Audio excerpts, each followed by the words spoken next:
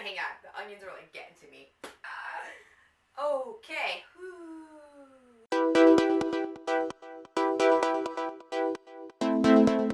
Hi guys, and welcome back to another online gluten-free vegan recipe from the Heathen Vegan. As always, I'm so happy that you guys are here and that you're checking out my channel and that you're liking it and you're leaving comments and you're becoming subscribers. So for those of you that are already subscribers, I just want to say, guys, I appreciate it and thanks so much. And for those of you that are new to the channel and that you're checking it out for the first time, I hope that you guys end up becoming subscribers also and that we continue to grow this really kick-ass channel. Anyway, let me just tell you this before I start like rambling. I'm going to show you how to make gluten-free vegan French onion dip. And honestly, I think this is going to be a really great starter, whether you want to do it with like chips and dip, or you're going to do it with vegetables, or even if you wanted to check out my hummus and mini naan bread video. In that video, I show you how to make mini gluten-free vegan naan bread. I think that'd be pretty banging with this dip too. And I wanted to get this dip out also before Thanksgiving because I thought it'd make a good like appetizer for Thanksgiving. And not only Thanksgiving, but I thought it would make a good appetizer too if you were gonna have like a little football party, or even like date night, or even if you just wanted something that you could put in the fridge and that you could snack on, like some carrots or some broccoli. So I thought this would make a really good addition. Again, my hummus and naan bread video, that's a really good video too. The hummus is really good. The mini naan bread I think also would work really good with this recipe. You could do your traditional chips and dip. You could also do your vegetables. This is a really simple recipe to make. It doesn't take a lot of time. The most time-consuming part of this process in this recipe is actually going to be sauteing your onions.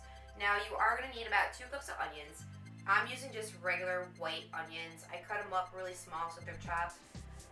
We are gonna end up sauteing our onions, and I wanted to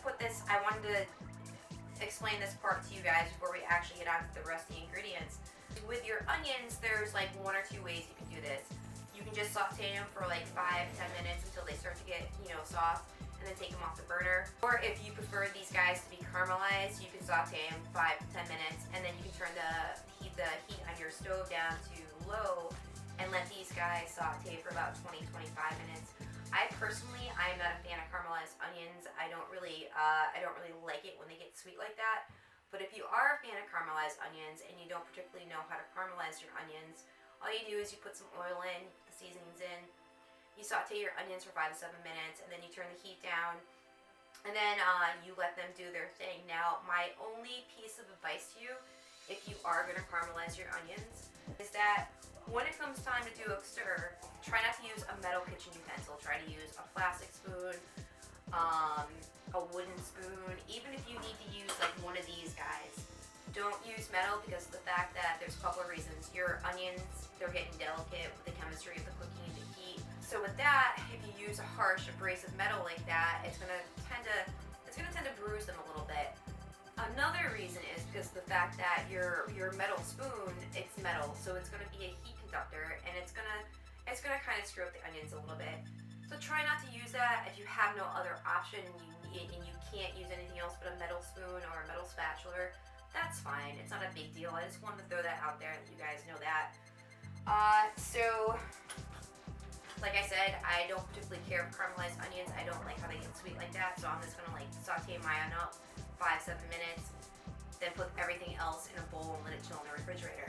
We got our onions done, approximately 2 cups. You can use any type of onions you like. I'm going to use white onions. You want to use the freeze-dried onions, go for it. It's not a big deal.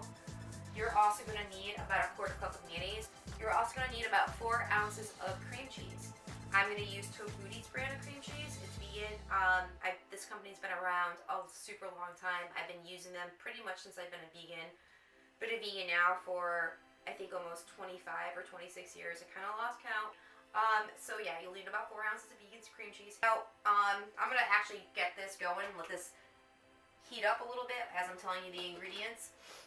Just put your burner on medium, put about 2 tablespoons worth of olive oil in there. Unless you want to use a different type of cooking oil, then you can. Just use, you don't have to worry about if you don't have this, you don't have that. You use what you got, use what you like. The reason for my channel is just like guidelines and suggestions. You don't have to follow this to a T. We're gonna let this preheat. Boom, boom, boom. Now we did our mayonnaise and we did our cream cheese. You're also going to need about a cup of sour cream. Again, I'm going to use vegan sour cream, and again, I'm going to use Tofuti's brand of sour cream. If you don't have the mayonnaise and the cream cheese, it's not a big deal either. You can just use all sour cream. So don't feel as though you need to rush out to the store and spend $6 on a jar of veganese, then another $4 on a tub of vegan cream cheese. You can use sour cream. I'm just doing it like this because it's kind of fancy. Okay, so now, what you're going to need next is you're going to need some seasonings. You're going to need salt, pepper, you'll need onion powder, you'll need garlic powder, you'll need some cayenne pepper, and then you need a little bit of paprika. Now, that's all done out of the way. Great. During all that, my pan is now warmed up. My oil is now heated up. So I'm going to put my onions in there. I didn't give you the measurements on the seasonings. I'm going to put in my salt and pepper. However much salt and pepper you like when you normally cook, just put it in there. If you need an exact measurement, I'm going to say a half teaspoon of salt and a half teaspoon of pepper. Use about a half a teaspoon of cayenne pepper. I am going to put in about a teaspoon of paprika. And then I'm also going to put in some garlic powder. I'll put in about a teaspoon of garlic powder too. And I'm also going to put in a teaspoon of onion powder. That was a lot. That looked like a tablespoon. So that's probably a tablespoon of onion powder. That wasn't supposed to come out that quick, but I mean, since we're cooking onions, maybe it will make a difference. Hope not. It's going to take, like I said before, about 5 to 7 minutes to get a nice cook to it and for the onions to get soft. After that, the only thing left to do is to mix up all these other ingredients in a bowl and then wrap it up and put it in the fridge. These guys are almost done. I'm going to let these guys cook up for a little bit longer. By now, you should have your bowl out. I'm going to push this aside. I'm going to get my veganese in there. And I'm going to get my cream cheese in there. Along with my sour cream. I'm going to mix this up real quick, just so that our base mixture is nice and mixed. By the time I've gotten this all stirred up and ready to go, our onions should be done.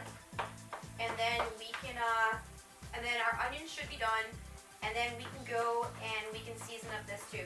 Oh my God! Oh, they smell so good! Ah! They smell really, really good, guys. Really good. Alright, guys. Here it is.